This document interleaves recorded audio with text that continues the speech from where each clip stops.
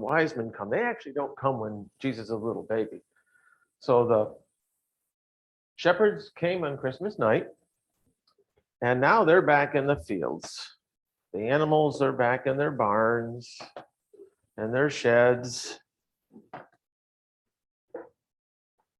And now the three wise men who saw this star coming up a long time ago, earlier, and now had come to a stop over this is how they knew they were in the right spot.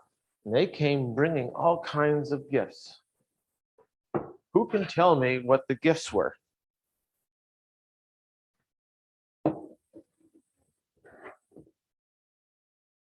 Just again, I'm just checking.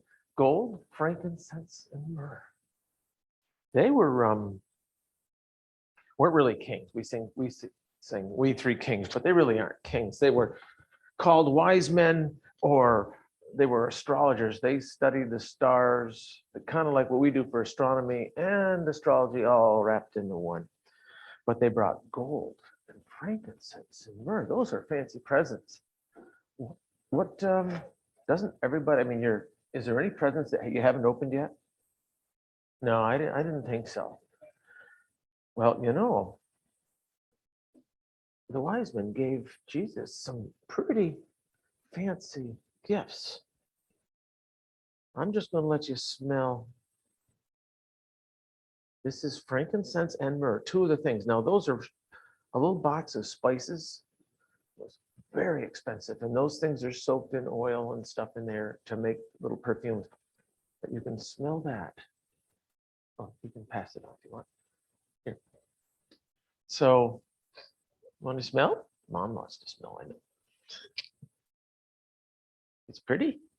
Or as my grandfather would say, stinks pretty. No? No. Okay.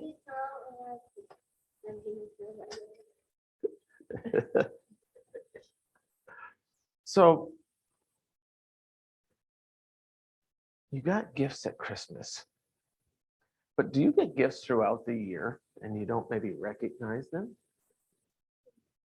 Sometimes. The kind of gifts that you don't have to unwrap, what are they?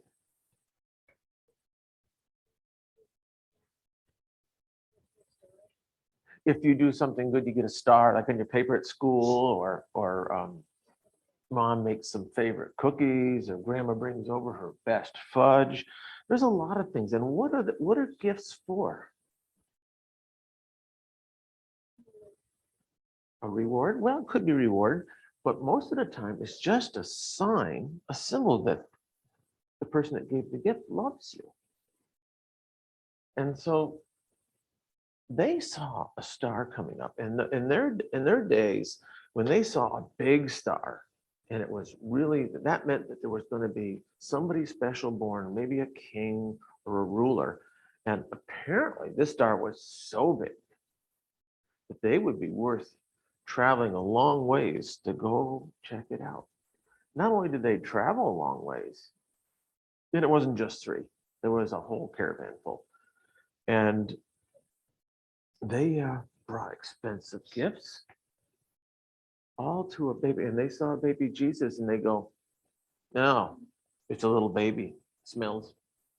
No, they didn't do that. They realized the star stopped over their house with a young, now he was probably a year or two old at the most, and they gave him the gifts. And that was special.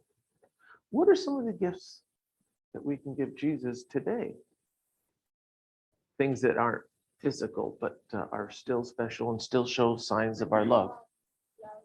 Love. And how do you show Jesus that you have love in your hearts? You're batting 1,000 today. Being kind. So that's the type of thing we can celebrate all year long, the gifts. What do you got?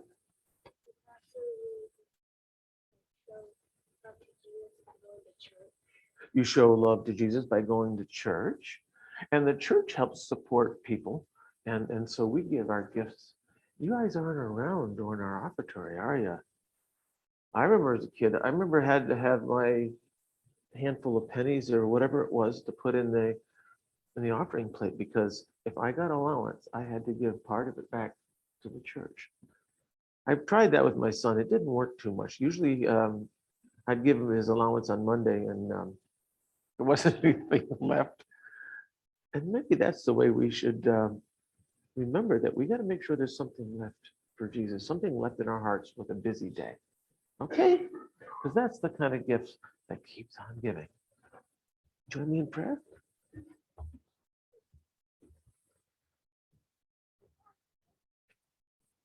All right.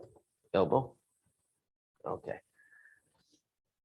Dear Jesus, we thank you that you chose to come down to the earth, not as a king on a horse or a big palace, but you came into a little stable with a regular mom and dad, and yet a great star was over your house, and people were attracted to it, and they wondered what you would be like when you grow up. You were born into this world, and we ask you to be born in our heart this day. Amen. Thank you.